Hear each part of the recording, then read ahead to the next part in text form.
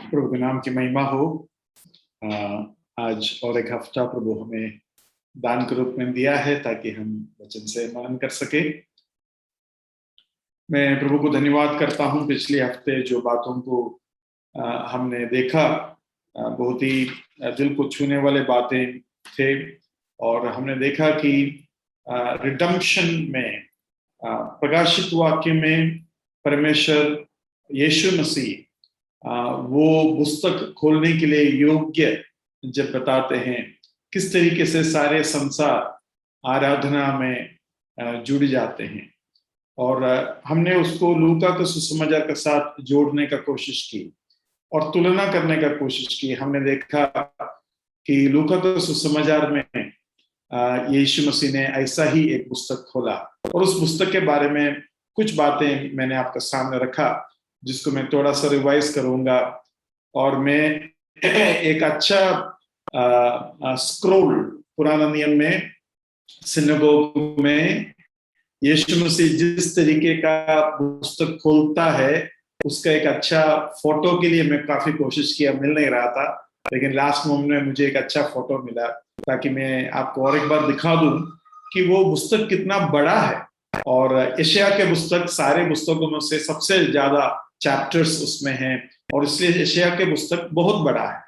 और उस पुस्तक में से जब आपको नंबर नहीं है, वो पोर्शन निकालना जहां प्रभु जहां हमसे प्रभु बात करना चाहते हैं, वो कितना श्रम, कितना परिश्रम कर कर वो पोर्शन प्रभु ने लाया होगा, क्योंकि वो पढ़ना जरूरी था, क्योंकि वो एक भविष्यवाणी का पूरापन जैसा था। और वो जो भाग पढ़ा कितना जरूरी है था वो पढ़ना, वो भी हम थोड़ा सा देखेंगे। मैं सबसे पहले आपको मैं वो फोटो दिखाना चाहता हूं जो मुझे मिला। आपको दिखाई दे रहा है या? वो देखो, ये जो स्क्रॉल है कितना बड़ा है। देखो उस मनुष्य का साइज देखो, वो आदमी का साइज देखो और वो स्क्रॉल का साइज देखो। तो आप कंपेयर करने से आपको कंपेयर करने से आपको उसका साइज समझ में आएगा। अभी इस पुस्तक में 61st चैप्टर अगर ढूंढना है और चैप्टर नंबर नहीं लिखा हो तो आपको कितना ढूंढना होगा। और ये जो स्क्रॉल है इसके लास्ट में 61 आएगा, तो पूरा स्क्रॉल कर करके उस जगह पे आना चाहिए। ये अर्थ है लूका 4 में जो लिखा है, ही फाउंड द प्लेस। आइए लूका 4 उसके 17 देखेंगे। लूका 4 उसका 17। यशायाह भविष्यद्वक्ता की पुस्तक उसे दी गई और उसने पुस्तक खोलकर वो जगह निकाली जहां ये लिखा था। वो जगह निकाली जहां ये लिखा है। वो जगह निकाली जहां ये लिखा है, क्योंकि प्रभु यीशु मसीह को वो भाग पढ़ना बहुत जरूरी समझा। कभी कभी वो भाग मिलता नहीं है, क्योंकि वो भाग उस भाई को या बहन को दिखाना आप जरूरी समझ रहा है और मुश्किल से उसको पाने के बाद, देखने के बाद आप जो है वो पढ़कर सुनाते हैं, तो आपको कितना अच्छा लगता होगा। मैं ये बताने का कोशिश कर रहा हूं, प्रभु का दिल में ये जो भाग है उन्होंने बहुत जरूरी समझा कि आपको पढ़कर सुनाए। और देखो पवित्र आत्मा भी, लूका जो उस जगह पर नहीं था, ये लूका के सुसमाचार में हम पढ़ते हैं, लूका उस जगह पर नहीं था, तो पवित्र आत्मा लूका को क्या बोल रहा है? देखो, यीशु मसीह उठा, लिखो। यीशु मसीह को दिया गया, उसने पुस्तक को खोला, लिखो। पवित्र आत्मा ये जरूरी समझा कि यीशु मसीह के हर चाल चलन हम विश्वासी देखे, निहारे और समझे। और उस भाग में लिखा है यीशु मसीह ढूंढा, उसको खोला, उसको बंद किया। देखो उसका 20वां वचन जरा पढ़िए, 20वां वचन।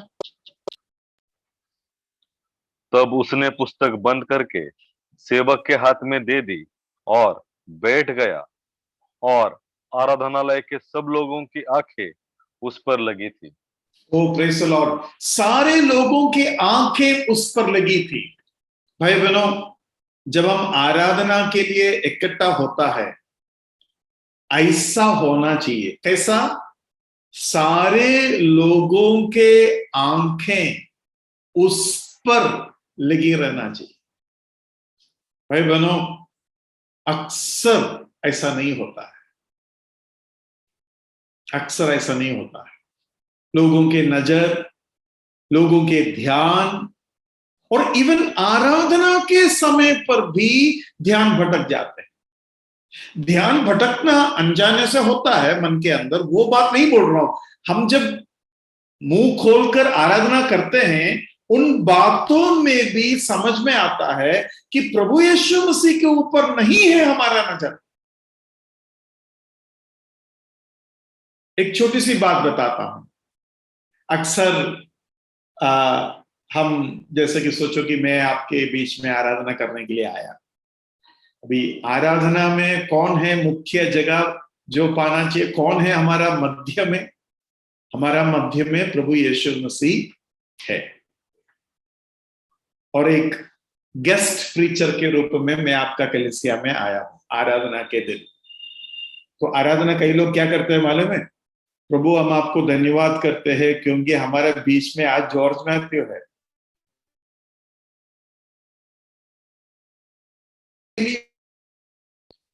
आराधना में मनुष्य का नाम खतरनाक है। उसको अगर हम सही रूप से देखा जाए, बहुत खतरनाक है वो बात। उसको समझाने के लिए मैं दूसरा एक चीज बताता हूं। मूसा, एलिया और यीशु मसीह बात कर रहा है। तब पतरस कहता है, प्रभु अगर आपका इजाजत है तो आपके लिए मूसा और एलिया के लिए एक एक तंबू बनाए। तो उस बात खत्म करने से पहले पिता बीच में आया और पतरस को ऐसा कहा या डांट कर कहा, एकाएक आया, इंटरफियर किया और कहा, इसकी सुनो, ध्यान कहां जा रहा है तेरा? ये मेरा प्रिय पुत्र है, मूसा और एलिया नहीं।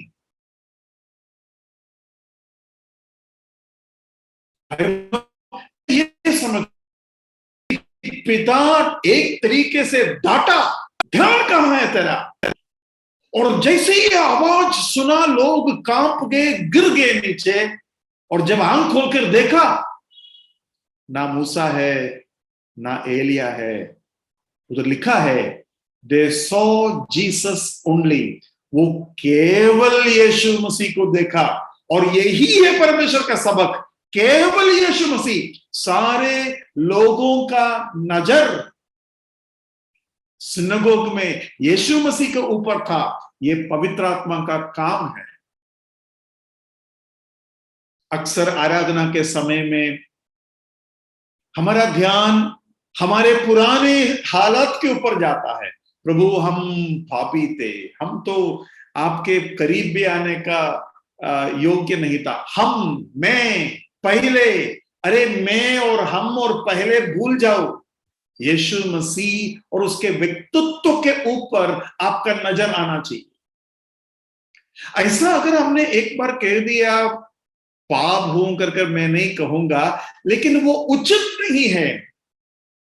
पतरस के साथ परमेश्वर ने क्या किया आपने देखा। मैं बताने के लिए तो तैयार नहीं था, लेकिन अचानक प्रभु मुझे एक चीज याद दिला रहा है जो मुझे आपको बताना चाहिए कर लग रहा है। मैंने बोला ना, केवल यीशु मसीह के ऊपर ध्यान होना चाहिए। हमारे मनन, हमारे ध्यान, हमारे प्रार्थना, सब कुछ में यीशु मसीह। हमारे गाने केवल यीशु मसीह। सभी का नजर उसके ऊपर होना चाहिए। Only Jesus. यीशु मसीह जब भाई पिता ये बात कह दिया और मेघ एक बादल आया, और वो जब बादल चला गया, यीशु मसीह केवल दिखाई दिया, ओनली जीसस। जो बात मेरे मन में है वो ये है, बाइबल में लिखा है कि बहन लोग अपने सिर ढकना चाहिए, ठीक है। अब क्यों ढकना चाहिए? ठीक है, ढकना चाहिए, आज्ञा है, और ढकने के लिए बहन तैयार है। लेकिन क्या कारण है, क्या डिजाइन है, प्लान है, पर्पस है? आप कुछ सलाह देना चाहेंगे? हाँ बोलिए, क्यों बहन अपने सिर को ढकना चाहिए? आज्ञा है, ढकना है, लेकिन परमेश्वर के मन में कुछ प्लान और पर्पस तो होगा। हाँ जी,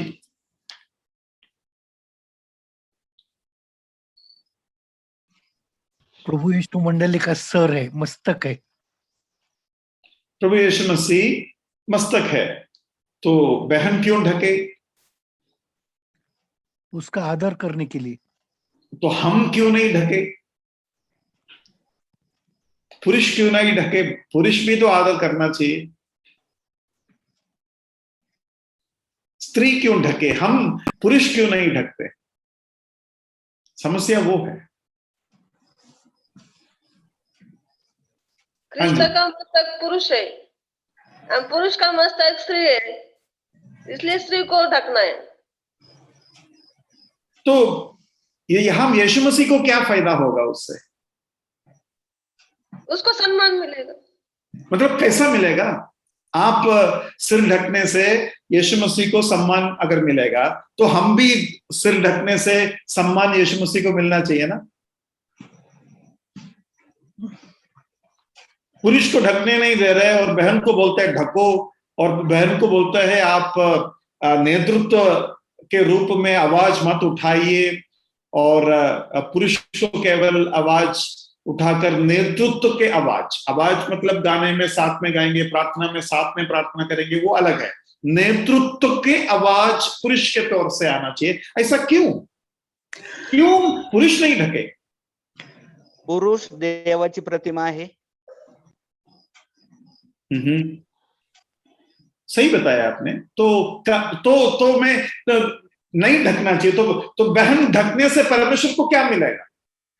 मकसद क्या है? प्लान क्या है? लक्ष्य क्या है? उद्देश्य क्या है? स्त्री की अधिकार का चिन्ह है। अधिकार का चिन्ह है, तो अधिकार का चिन्ह हमें नहीं होना चाहिए? हम भी तो अधिकार के नीचे हैं, है ना? केवल प्रभु परमेश्वर का ही महिमा दिखना चाहिए, और प्रभु यीशु मसीह परमेश्वर का महिमा है। प्रभु यीशु मसीह परमेश्वर का महिमा है, और केवल यीशु मसीह का महिमा दिखना चाहिए। तो उसमें मुझे मत ढको बता रहा है वचन, और स्त्री को ढको बता रहा है। ये कनेक्शन थोड़ा बताइए ना आप। एकदम करीब में पहुंचा है, एकदम छू कर रखा है। बाकी भी बता दो। ब्रदर, श्री के बाल शरीर, श्री के बाल उसकी शोभा है। हाँ ब्रदर बोलिए। ब्रदर, स्त्री का मस्तक पुरुष है और पुरुष का मस्तक प्रभु यीशु मसीह है। तो स्त्री अगर मस्तक ढाकेगी तो पुरुष का महिमा ढक जाएगा, और पुरुष अगर मस्तक नहीं ढाकेगा तो सिर्फ प्रभु यीशु मसीह का महिमा कलीसिया में। या थैंक यू सिस्टर। पुरुष हा स्त्री पासून झाला नाही। या ठीक है। आप लोग जितना भी उत्तर दिया ना, वो उत्तर एक से बढ़कर एक उत्तर था, मतलब बहुत ही सही उत्तर था। और सिस्टर ने जो लास्ट बताया वो मेरा वो पॉइंट है जो आपको समझना चाहिए। मेरे ख्याल से ये बात शायद मैं इसका पहले भी बताया होगा, और एक बार बताता हूं। देखो, सोचो कि ये स्त्री है, ठीक है? ये कौन है? स्त्री है। और ये जो मुट्ठी जो मैं दिखा रहा हूं, ये स्त्री का सिर है। स्त्री का सिर कौन है? स्त्री का सिर कौन है? पुरुष है। स्त्री का सिर कौन है? पुरुष है। तो परमेश्वर बोलता है उसको ढको। तो किसका सिर ढक गया? स्त्री का सिर पुरुष है और पुरुष ढक गया। अभी पुरुष का सिर कौन है? सोचोगे ये पुरुष है, पुरुष का सिर यीशु मसीह है, तो बोलता है यीशु मसीह का सिर नहीं ढकना चाहिए, केवल यीशु मसीह कलीसिया में दिखाई दे।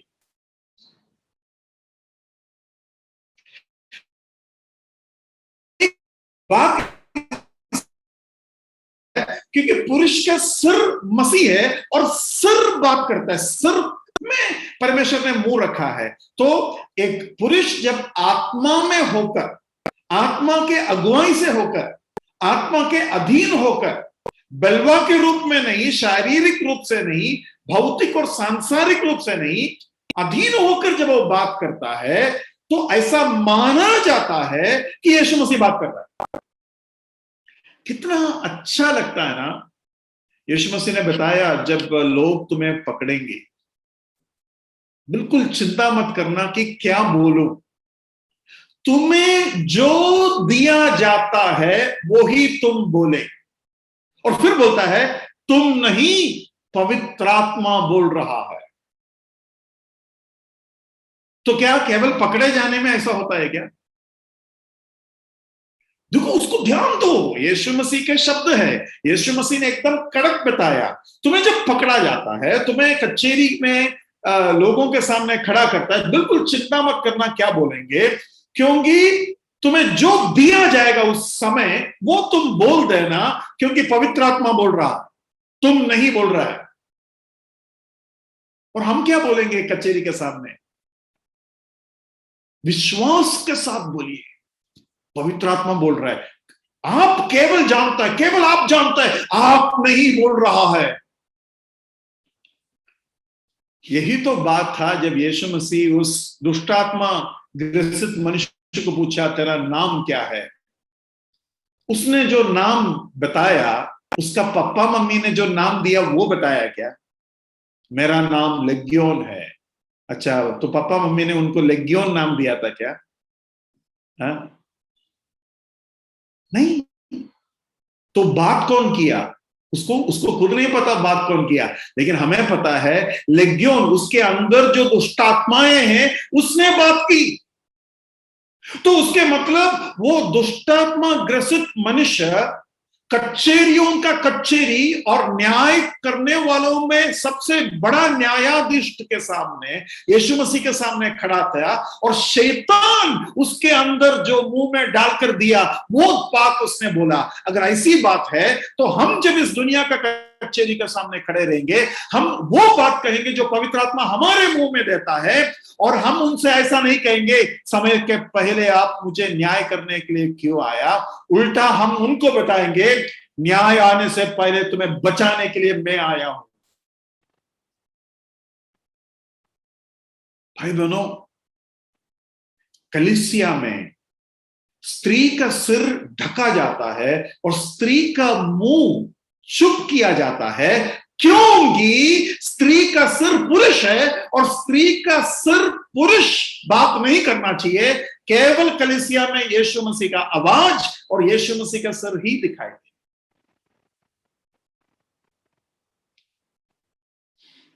अगर किसी भाई और किसी बहन को यह बात समझ में आता है, कितना आनंद के साथ पुरुष और स्त्री सिर ढकने के बारे में, और स्त्री को कलीसिया में नेतृत्व के रूप में कुछ भी नहीं करने के लिए दोनों चाहेंगे, क्योंकि हम दोनों चाहता है यीशु मसीह का ही महिमा हो, यीशु मसीह का ही महिमा हो। एक और चीज है जो यहां बातों बातों में आप लोग बताया, लेकिन एक बार उसको छूकर मैं आगे बढ़ जाऊंगा। स्त्री का महिमा पुरुष है या पुरुष की महिमा स्त्री है? मतलब मेरा महिमा मेरा पत्नी है या पत्नी का महिमा मैं हूं? पत्नी पुरुष की महिमा है। पत्नी पुरुष का महिमा है। और कोई उत्तर देना चाहेंगे? मैं मेरा पत्नी का महिमा है या पत्नी मेरा महिमा है? पत्नी पति का महिमा है। पत्नी पति का महिमा है। ठीक है, पति जो है वो पत्नी की महिमा है और पति का जो महिमा है वो प्रभु यीशु मसीह। और एक बार बताइए ब्रदर। जो स्त्री है उसका पति जो है वो पति उसकी महिमा है, स्त्री की महिमा है, और जो पति है उसकी महिमा प्रभु यीशु मसीह है। ओके, अभी ध्यान से आप लोग जो उत्तर दिया गलत दिया, इसलिए ध्यान से, ये गलती और नहीं होना चाहिए हमसे, इसलिए ध्यान से 1 कुरिन्थी 11वां अध्याय उसका 7वां वचन पढ़िए। हाँ, पुरुष को अपना सिर ढकना उचित नहीं, क्योंकि वो परमेश्वर का स्वरूप और महिमा है, परंतु स्त्री पुरुष की महिमा है। मेरा पत्नी, मेरा स्त्री, मेरा पत्नी या स्त्री मेरा महिमा है, मैं उनका महिमा नहीं हूं, वो मेरा महिमा है। वो गलती समझ में आया? मैं मेरा पत्नी का महिमा नहीं हूं, मेरा पत्नी मेरा महिमा है, और इसलिए परमेश्वर बोलता है कि पत्नी का सिर ढको। मैं नहीं देखना चाहता जॉर्ज मैथ्यू का महिमा। जॉर्ज मैथ्यू का महिमा ढको। कैसा ढके?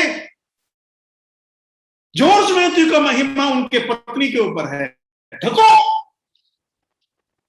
जॉर्ज मैथ्यू के सिर के ऊपर क्यों नहीं रखे कपड़ा, सॉरी या ढके? क्योंकि जॉर्ज मैथ्यू के सिर के ऊपर यीशु मसीह का महिमा। तो मैं परमेश्वर का महिमा हूं, तो इसलिए मुझे ढकना मना है, लेकिन मेरा महिमा मेरा पत्नी के ऊपर है और पत्नी को ढकना। अभी यहां पत्नी शब्द मैंने इस्तेमाल जरूर किया, लेकिन ध्यान से ना, बाइबल में पत्नी नहीं लिखा है, पुरुष का महिमा स्त्री में है। तो जरूरी नहीं है, कोई लोग ऐसा सोचते हैं, अरे मैं तो शादीशुदा नहीं हूं, तो मैं तो सिर ढकना जरूरी नहीं है क्योंकि मेरा महिमा तो और ही कही है। नहीं, ऐसा नहीं है। स्त्री का महिमा, पुरुष का महिमा, ऐसा लिखा है। इसलिए आपको यह समझना चाहिए, हर स्त्री ये बहुत बड़ा सेवकाई कर रहा है जो अब अपना सिर ढकते हैं और जब वो चुप बैठते हैं। It's an active yet silent. It's an active yet silent ministry of protecting all other glory from revealing when the glory of Christ is in the church. दोबारा बताता हूं, ये जो सेवकाई है, बहन लोग जो करता है, सिर के ऊपर कपड़ा ढकना, उस ढकने से एक स्त्री खामोश होकर इतना तगड़ा सेवकाई करता है कि सारे महिमा को ढक देता है। केवल यीशु मसीह का महिमा दिखने में मदद करता है। केवल यीशु मसीह का महिमा दिखे, उसके लिए सारे महिमाओं को ढक देता है। ये काम स्त्री करते हैं कलीसिया के अंदर, और ये करने के लिए सारे पुरुष सहमत होना चाहिए, क्योंकि पुरुष जब सहमत नहीं होता है, पुरुष ये कह रहा है कि मेरा महिमा दिखना चाहिए। मैं जब मेरा पत्नी को बोलता हूं तुम मत ढको, मतलब मैं बोल रहा हूं मेरा महिमा दिखना चाहिए। आप खुद बताइए, जब राजा वस्ती राज्ञी को सभी के सामने लाने का कोशिश किया, राजा क्यों ऐसा की? राजा का मकसद क्या था?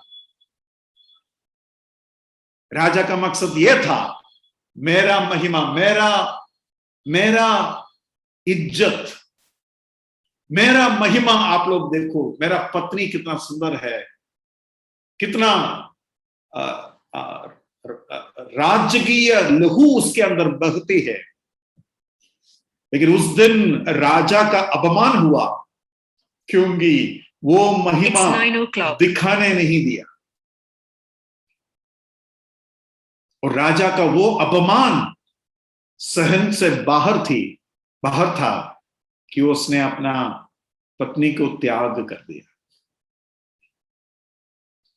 यस, यीशु मसीह का महिमा को केवल उसके महिमा को दिखने के लिए बाकी सभी महिमा को ढकने का काम बहन करती है, लेकिन समझकर करना और ना समझ होकर करने में फर्क है। मैं कई जगह पर, केरला में भी कई जगह पर पूछा हूं, आप में से कितने लोग आनंद के साथ, खुशी के साथ, यकीन के साथ ऐसा ही होना चाहिए बोलकर अपना सिर ढकते हैं, मकसद के साथ, कामयाबी का उस मकसद के साथ। मतलब कितना बड़ा कामयाबी आपको मिला कि केवल यीशु मसीह का आवाज और केवल यीशु मसीह का सिर दिखाई दिया और सारे पुरुष और सारे महिमा को हमने अपने सिर को ढक दिया है। ये कामयाबी, ये सेवकाई को समझकर कितने लोग करते हैं। मालूम है कई लोग कैसा करते हैं, अभी पता नहीं वो पौलुस ने कुछ लिख कर छोड़ दिया, ये ब्रदरन लोग ना इसके ऊपर ज्यादा ही पीछा कर दिया और हम सबको चुप बैठने लगे, जबकि हम इन पुरुषों से भी उत्तम सेवकाई कर सकते हैं, अच्छा भाषण सुना सकते हैं। देख कैसा बाइबल पढ़ते हैं, देख कैसा भाषण देते हैं, कितना सड़ा हुआ तरीके से काम करते हैं, नींद आ रहा है, लोगों को बोर हो रहा है, क्या बोलते हैं आप लोग का भाषा में, कंडाल आ रहा है, कंडाल आ रहा है, ऐसा बोलते हैं, कंडाल आ रहा है। ये सही है, आपकी बात सही है।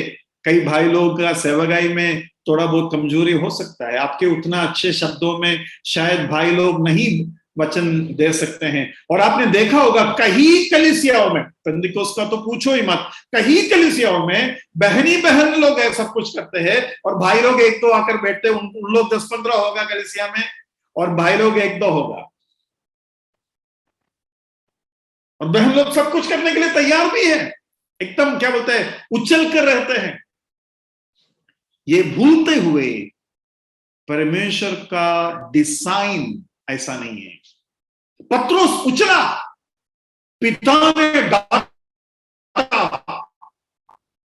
लेकिन एक ऐसा जगह पर जब सारे लोगों का नजर यीशु मसीह के ऊपर आया, पवित्र आत्मा और पिता को यह बात भाया कि यीशु मसीह के हर चाल चलन को लिखे, ताकि नया नियम के विश्वासी उसको निहार कर आनंद बनाए। यीशु मसीह खड़ा हुआ, यीशु मसीह बैठा, यीशु मसीह खोला, यीशु मसीह पढ़ा, यीशु मसीह ढूंढ निकाला और यीशु मसीह बंद किया, यीशु मसीह बैठ गया। खड़े होने के लिए केवल वो योग्य था, पुस्तक को लेने के लिए केवल वो योग्य था। और वो भाग ऐसा फर्स्ट पर्सन में पढ़ने के लिए, फर्स्ट पर्सन मतलब मैं अभिषिक्त हूं ताकि मैं सुसमाचार का प्रचार करूं, वो उनके बारे में लिखा था, तो इसलिए केवल वो ऐसा कह सकते हैं। पिता के देने और बैठ गया, स्वर्ग में कोई नहीं बैठा है आज तक, प्रेज द लॉर्ड। स्वर्ग में पिछली करोड़ों साल से एक भी स्वर्गदूत नहीं बैठा है। हां, एक स्वर्गदूत बैठने का इच्छा जब उनके मन में आए, उसको तो खड़ा होने का भी अधिकार नहीं दिया, धकेल दिया स्वर्ग से और वो गिर गया नीचे। लेकिन भाइयों बहनों, इस शब्द कितना गहरा होगा कि बाइबल में लिखा है, तुम लोग उस दिन मेरे दाहिने और बाएं बैठेंगे।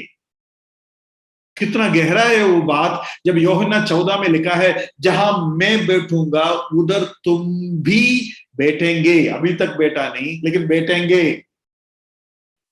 बाइबल में एफएससी के पत्र में पढ़ते हैं, we have been seated at the right hand of God. Yes, स्वर्गीय स्थानों में हमें बिठाए गए हैं। बहुत बड़ी बात है, बहुत बड़ी बात है ये बात। लेकिन पहले यीशु मसीह ने बैठा। ओह प्रेज द लॉर्ड। भाई बहनों, कितने आनंद की बात है। वो सृष्टि में पहलौटा है, वो मरे हुए में से पहलौटा है। बाइबल में ऐसा लिखा नहीं है, लेकिन मैं बोल रहा हूं, वो बैठने वालों में पहिलौठा है। हालेलुया, यीशु मसीह पहले बेटा, उसके बलबूते पर हम बैठेंगे। डिफेंस में वगैरह सब, खास कर आर्मी में वो काफी लागू होता है। सारे लोग खाने के लिए आकर बैठ जाएंगे और जो सीनियर मोस्ट है, जब तक वो नहीं आएगा तब तक खाना शुरू नहीं होता। वो जैसे ही बैठ गई और अपना पहला मोर्सल अपना मुंह में डालेगा, पहला पीस जो भी अपना मुंह में डालेगा, तुरंत सारे लोग खाना शुरू। सब लोग खाएंगे और लीडर जो है, कैप्टन जो है, थोड़ा समझदारी के साथ आराम से खाएंगे ताकि सभी लोगों को टाइम मिले। कुछ लोगों को ज्यादा टाइम चाहिए ना। और वो लास्ट में अपना जो फॉर्क और स्पून जो है, आप लोगों में से कई लोगों को मालूम नहीं होगा, फॉर्क और स्पून अगर ऐसा रखते हैं उसका एक मीनिंग है। फॉर्क और स्पून अगर ऐसा रखता है उसका एक मीनिंग है। फॉर्क और स्पून प्लेट के बाजू में टेढ़ा रखता है, उसका एक मीनिंग है। फॉर्क और स्पून कभी भी ऐसा रखकर खाना नहीं खाएंगे, ऐसा रखकर हमेशा खाना खाया जाता है। तो ऐसा कई तरीके का नियम है जिसको टेबल मैनर्स बोलते हैं, जो नेवी में ऑब्जर्व होता है। मेरा कहने की मतलब, जब बंद करने का इशारा इस फॉर्क और स्पून के साथ प्लेट में मिलेंगे, प्लेट में अगर सीधा ऐसा फॉर्क और स्पून रखेंगे, उसके मतलब कैप्टन अपना खाना बंद कर दे और सारे लोग अपना स्पून और फॉर्क नीचे रखेंगे। भाई बहनों, प्रभु यीशु मसीह पिता के दाहिने ओर बैठ गया और वो हमारा राजा है।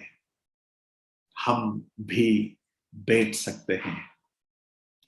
आपको मालूम है, मिलाप वाला तंबू में मेज है जहां रोटी रखा जाता है, दीवट है जो उसको ज्योति देता है, धूप वेदी है जो सोने का बनाया हुआ है, और अंदर मिलाप वाला तंबू के अंदर अति पवित्र जगह पर संदूक है। बाहर जो है वेदी है और वेदी के सामने जो है पानी लेने का एक चीज है, लेकिन कुर्सी नहीं है, ना अंदर ना बाहर ना भीतर, कुर्सी नहीं है। क्यों? कितना भी बलिदान चढ़ाओ, काम पूरा नहीं हुआ। काम कब पूरा होगा? जब यीशु मसीह अपना खुद का बलि चढ़ाएंगे, तब होगा। और तब बैठ सकते हैं। हालेलुया, तब बैठ सकते हैं, तब बैठ सकते हैं। अरे मैं तो स्वर्ग में बिठाया गया हूं, मैं यहां बैठूंगा। कितने ऐसे डिनोमिनेशंस है जहां हम लोग खड़े होकर आराधना करते। मैं नाम नहीं लेना चाहता। खड़े होते, नहीं तो घुटने में। बैठना मना है, चेयर तो है ही नहीं। बहुत से ऐसे झुंड है जो नीचे बैठते, वो चलो अलग बात है। लेकिन कुछ लोग ये भी सोचते हैं चेयर में नहीं बैठना चाहिए, स्वर्गीय स्थानों में बिठाया गया है। आपको मैं बताना चाहता हूं, हम प्रभु भोज में जब भाग लेता है, हम ऑलरेडी यीशु मसीह के शरीर और लहू का भागीदार है, इसलिए हम रोटी और दाखरस में भाग लेता है। ऑलरेडी हम स्वर्ग में बिठा चुका है, इसलिए हम यहां बैठते हैं। हम ऑलरेडी उस महायाजक के बच्चे हैं। महायाजक के बच्चे याचक होता है, और इसलिए मैं यहां याचक का काम कर रहा हूं। मुझे कोई यूनिफॉर्म का जरूरत नहीं है, मुझे कोई हेडक्वार्टर्स का सर्टिफिकेट का जरूरत नहीं है प्रभु का सेवा याचक के रूप से करने के लिए, क्योंकि मैं महायाजक के परिवार में जन्म लिया हूं। मैं अहरोन के परिवार में एक व्यक्ति जब जन्म लेता है, उसको याचक का पद जन्म से मिल जाता है। वैसे ही महायाजक यीशु मसीह के परिवार में मेरा जन्म हुआ है। भाई बहनों, ये जो भाग यीशु मसीह ने पढ़ा, उस भाग में ऐसा लिखा है, कंगालों को सुसमाचार सुनाने के लिए मैं आया हूं। क्या है सुसमाचार? अरे तुम जो बैठ नहीं पाए बैठ जाओ, तुम जो याजक नहीं बन पाए याजक बन जाओ, तुम जो अधिपवित्र जगह पर कभी प्रवेश नहीं कर सकते हैं, अंदर आ जाओ हियाव के साथ। तुम गरीब था, अब तुम अमीर है, और यीशु मसीह इसलिए गरीब बना ताकि तुम अमीर बन सके। कई लोग कहते हैं, अरे यीशु मसीह गधे के ऊपर चला, यीशु मसीह के पास बोट नहीं था इसलिए वो कर्ज लिया, यीशु मसीह को अच्छा से सोने के लिए घर नहीं था, देखो वो कंगाल है। नहीं, वो नहीं है कंगालपन। कंगालपन वो नहीं है जो हमें अमीर बनाया। देखो हम तो मर्सिडीज बेंज में घूम रहे हैं, हम अमीर बन गए। बात वो नहीं है। यहाँ का अमीरीपन और यहाँ का गरीबीपन जिस इलाके में, जिस क्षेत्र में आप सोच रहे वहां नहीं है। यहां का चंगाई, देखो उस भाग को जरा देखिए, लूका का सुसमाचार, वापस जाइए लूका का सुसमाचार 4 में, लूका 4:18। प्रभु का आत्मा मुझ पर है, इसलिए कि उसने कंगालों को सुसमाचार सुनाने के लिए मेरा अभिषेक किया है, और मुझे इसलिए भेजा है कि बंदियों को छुटकारे का और अंधों को दृष्टि पाने का सुसमाचार प्रचार करूं, और कुचले हुओं को छुड़ाऊं। देखो इंग्लिश में एक वर्ड्स है, पता नहीं वो हिंदी में है या नहीं, उसको ढूंढ निकाल सकते हो तो ढूंढ निकालना। यहां ऐसा लिखा है, He has sent me to heal the broken hearted। वो वर्ड्स है क्या? He has sent me to heal मतलब चंगाई देने के लिए, heal the broken hearted। ये हिंदी में है क्या?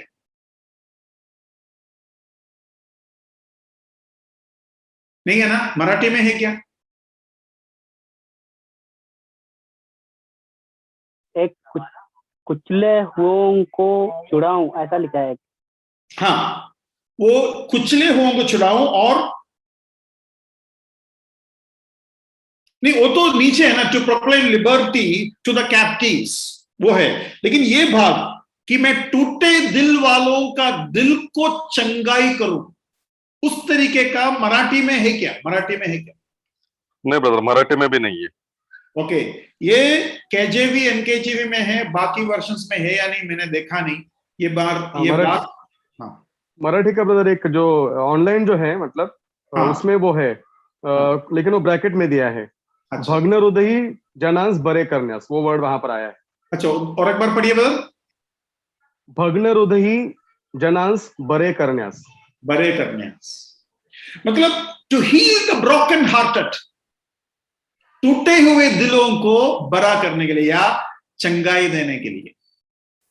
भाई बहनों, ये सच है कि टूटे हुए दिल कई तरीके के हैं, लेकिन सबसे बड़ा टूटा हुआ दिल क्या है मालूम है?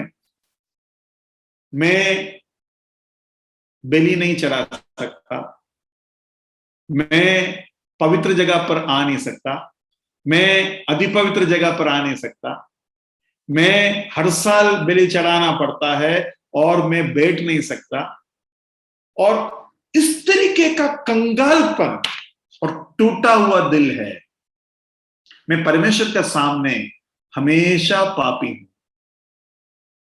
पुराना नियम का हालत बता रहा हूं, पुराना नियम का एक विश्वासी का हालत बता रहा हूं। याचक भी हिम्मत का साथ नहीं है उसके अंदर। याचक जानते हैं कि हम खतरे में हैं, क्योंकि लिखा है अगर तुम मर गया अति पवित्र जगह पर तो किसी को वो लाश उठाने के लिए अंदर आना पड़ेगा। अंदर आना मना है, इसलिए उसके ऊपर कुछ ऐसे बंदोबस्त, ऐसा प्रबंध करते हैं ताकि खींच कर उसको बाहर निकाल दिया जाए। मतलब मृत्यु कभी भी हो सकता है। टूटे हुए दिल, पाप का बोझ सिर के ऊपर हर साल बलि चढ़ाने के बावजूद भी रहता है कर कर इब्रानी 10:1 में लिखा है। जरा पढ़िए इब्रानी 10:1। आपको बताता हूं कंगालपन और कुचला हुआ दिल कैसा होता है। क्योंकि व्यवस्था जिसमें आने वाली अच्छी वस्तुओं का प्रतिबिंब है, पर उनका असली स्वरूप नहीं, इसलिए उन एक ही की प्रकार के बलिदानों के द्वारा जो प्रतिवर्ष अचूक चढ़ाए जाते हैं, पास आने वाले को कदापि सिद्ध नहीं कर सकती। पास आने वाले को कदापि सिद्ध नहीं कर सकते हैं, मतलब उसका वजह से वो हमेशा इस बात को मन में रखता है कि मैं अभी भी पवित्र नहीं हुआ है, आज एक दिन के लिए भी पवित्र नहीं हुआ है, वो वापस कैसा जा रहा है, अगली साल भी मुझे यही करना पड़ेगा क्योंकि सिद्ध नहीं हुआ है। खुजला हुआ दिल है। एक व्यक्ति यीशु मसीह को अपने हृदय में उद्धारकर्ता के रूप में जब स्वीकार करता है, वचन कहता है वो पवित्र है, वचन कहता है वो याचक है, वचन कहता है अनंत काल का जीवन उसका है, वचन कहता है पवित्र आत्मा उसका है, वचन कहता है वो पिता के परिवार के एक भागीदार है, वचन कहता है वो स्वर्गीय स्थानों में बिठाया गया है, वचन कहता है उसके ऊपर परमेश्वर के मोहर है, वचन कहता है उसको एडवांस दे चुका है, वचन कहता है अब वो दुल्हा और दुल्हन के उस संबंध में यीशु मसीह के साथ जुड़ चुका है, यीशु मसीह के साथ एक शरीर है, यीशु मसीह उसका सिर है, उसके पाप का कोई नाम और निशानी नहीं होगा, अब उसके ऊपर कोई न्याय का दंड सुनाएंगे नहीं। उसका दिल को बारे में बाइबल में ऐसा लिखा है, rejoice in the Lord always, and again I से रिजॉइस इन द लॉर्ड। प्रभु में सदा आनंदित रहो, मैं फिर कहता हूं आनंदित रहो। कुचले हुए दिल को जब यीशु मसीह बड़ा करता है या चंगाई करता है, उसके बाद फिलिप्पी 4:4 बोलता है, मैं सदा आनंदित रहूं, मैं फिर कहता हूं यीशु मसीह में आनंदित रहूं। यहां लिखा है proclaims liberty to the captives, असली आजादी हियाव के साथ अंदर आने का, असली आजादी याजक के पद जब मुझे मिलता है, यह असली आजादी अति पवित्र जगह पर हमने आजादी। एस्तर रानी राजा के पास डर डर कर 3 दिन के उपवास के बाद जाता है और राजा के सामने अपना मुंह, अपना चेहरा दिखाती है। बाइबल में लिखा है राजा को तरस आया, अनुग्रह हुआ और उसने अपना छड़ी, सोने का छड़ी होगा, उसको उठाकर उनके सिर के ऊपर दिखाया ताकि वो मृत्यु दंड ना आए उसके ऊपर। क्या आजादी है, पत्नी रानी है, पत्नी है, क्या आजादी है। लेकिन भाइयों बहनों मैं आपको बता दूं, हियाव के साथ अति पवित्र जगह पर प्रवेश करने के लिए यीशु मसीह के द्वारा हमें आजाद किया है। और यीशु मसीह ने बताया, यीशु मसीह ने सिखाया, अगर पुत्र तुम्हें आजाद करते हैं तब तुम असली में, if the son frees you are free Indeed.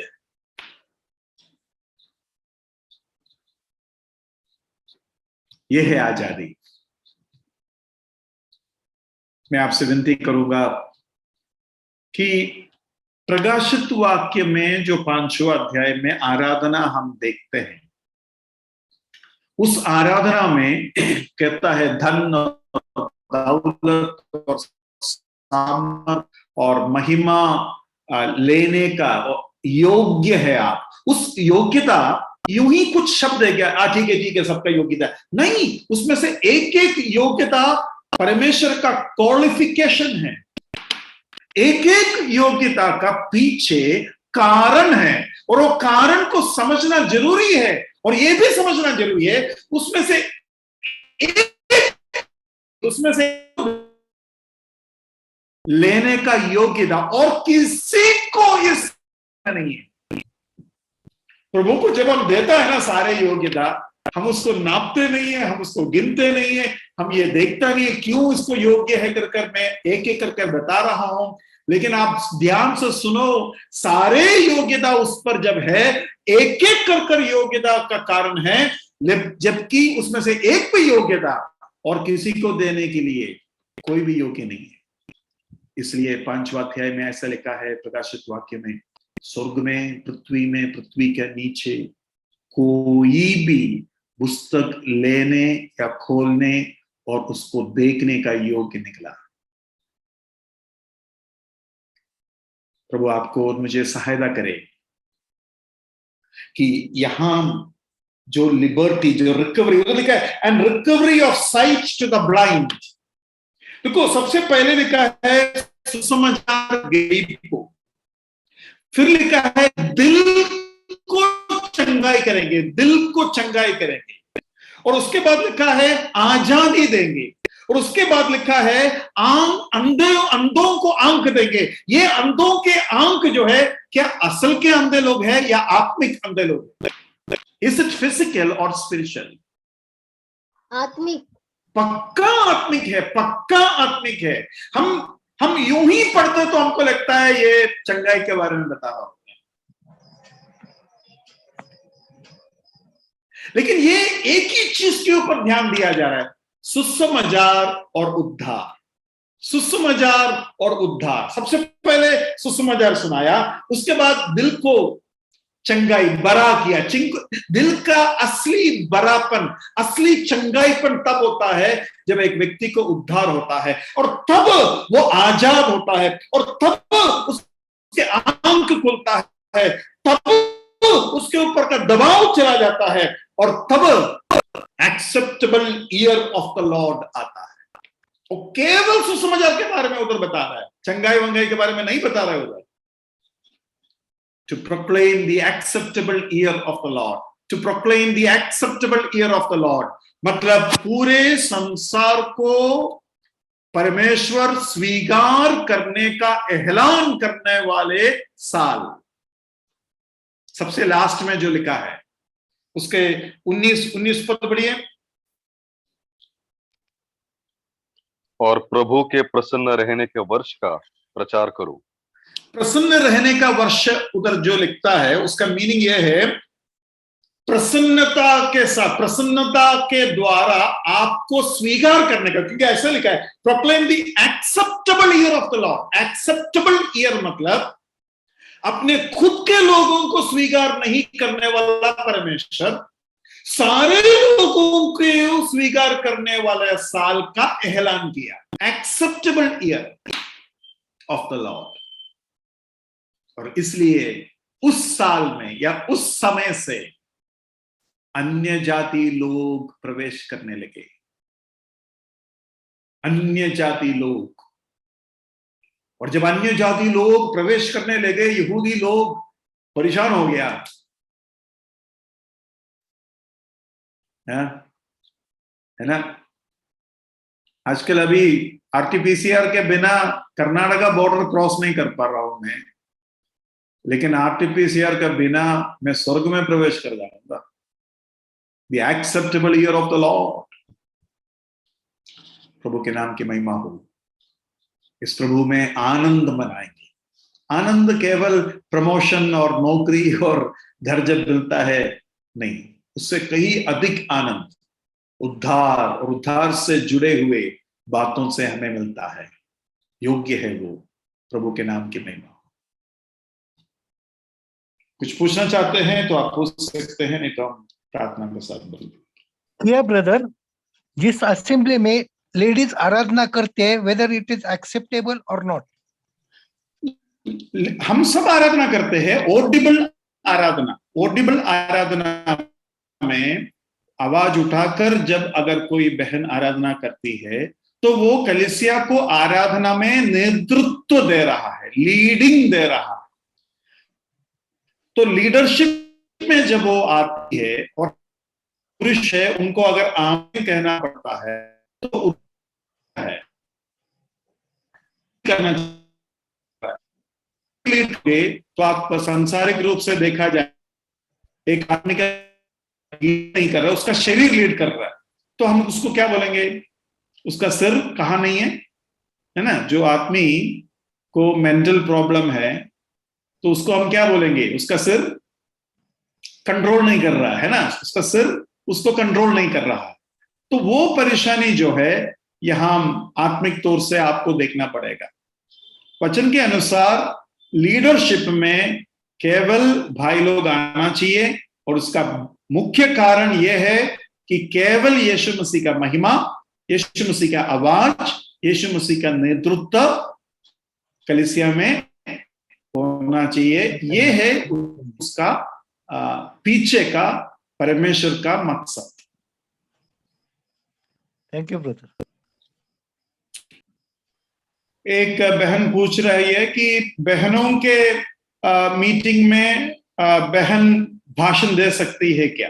मैं समझता हूं बहनों के मीटिंग में बहन भाषण दे सकती है, लेकिन बाइबल में यह भी लिखा है कि बहनों के बीच में बहनों को, बड़े बहनों को या उम्र वाले बहनों को बात करना चाहिए, और क्या बात करना चाहिए, किन किन विषयों के ऊपर बात करना चाहिए, वो भी लिखा है। तो उसको भी थोड़ा सा मन में रखना जरूरी है। और ऐसे बहनों का क्वालिफिकेशन क्या होना चाहिए? तो जो वचन सुना रही है वो काबिलियत के ऊपर नहीं है, उनके उम्र, उनके गवाही और उनको देने वाला विषय, कौन सा विषय के ऊपर भाषण देना चाहिए, इन चीजों के ऊपर बाइबल में एकदम साफ साफ रूप से लिखा है। तो उस क्षेत्र के अंदर होकर वचन सुनाना और सिखाना चाहिए। प्रभु के नाम की महिमा।